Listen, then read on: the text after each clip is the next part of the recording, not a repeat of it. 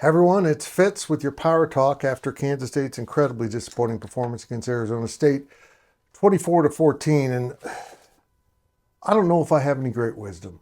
I don't. I point blank asked Chris Klieman the first question of the press conference after the game about possible changes, and he said, "I'm not going to discuss that tonight." But it's clear changes need to come because this loss was completely out of context from what we've seen from his program outside of the COVID year, and that kind of performance. Just not inspired, but also not efficient, not good. Not They were bad. They were awful. They looked uncoached, and that's why he took the blame himself. But there's too much blame to put on one person here. And at the end of the day, the head coach is in charge. But we're now seeing special teams mistakes, offensive mistakes, defensive mistakes. One of the things I talked about during the off week was what are some of the changes you can make? And I'm just going to say it. They got to get Connor Riley out of the box and back down on the field. His offensive line hasn't been the same. And maybe it's the players. Maybe it has nothing to do with that. But I think it's interesting that his offensive line, which in the first half, they were awful. They were pitiful. They weren't moving anyone. That their coach is now up in the press box instead of being in their face. But what really bothered me about it is it was obvious the line wasn't winning, and yet they kept going with DJ Giddens up the middle on key plays. It was telegraphed they were going to do it. On a fourth down play, they did it. The play calling was awful. It was, but it got so much better in that second half when they picked up tempo. I think Connor Riley was still calling the plays, but they were entirely different plays and with a rhythm to them, with sense. Sometimes, though, they didn't make sense. I'm not sure what Avery saw in that last interception. They weren't going to win.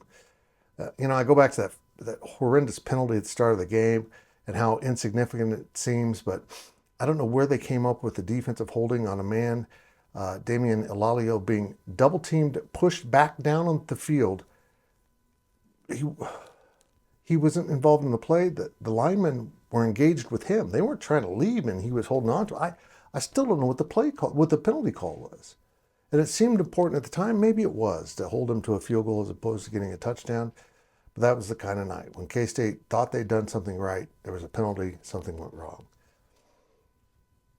I usually get on fans for leaving early. I wanted to leave in the first quarter.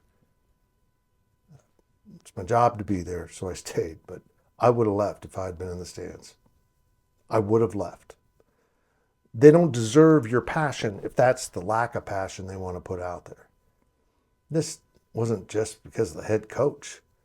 This entire coaching staff didn't have their team ready, and neither did the captains. It was soft, it was pathetic, and they just bowed down to an Arizona State team they should have beaten. That's the first victory Arizona State's had in the Big 12 this year. They're now 6-2. They're having a hell of a season. Or 5-2. Go 6-2. Now 5-2. Jesus. That's the first one they've had over a winning team. Look, I was pissed after Houston about the level of play. But I also realized that happens in the Big 12. This is squarely on K-State. No, I'm not taking away from Arizona State's victory. I want you to understand that if you're a Sun Devil fan watching this, you guys deserve to win that. But so much of what K-State did was just so self-inflicted and pathetic. It's unfathomable. I'm actually fairly happy for Arizona State. What a great win.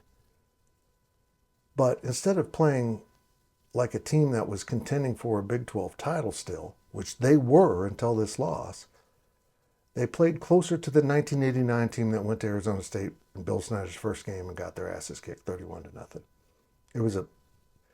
It was a performance not much different. Coaching was bad, the playing was bad, everything was bad. The crowd was great. I'm more on my DD in the morning. I can't wrap my mind around what just happened and how awful it was. And I do want to say this. Coach Klieman does have something going on outside of football.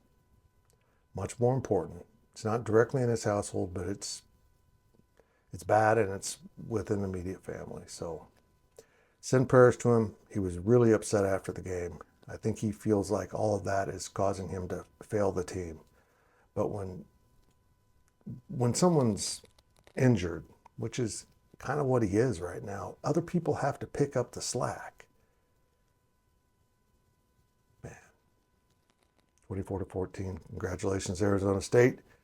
You earned it. Back to the drawing board for K-State. They got 2 more here to go. I would say we would all probably think they're closer to losing those 2 than winning. Unbelievable. Unbelievable.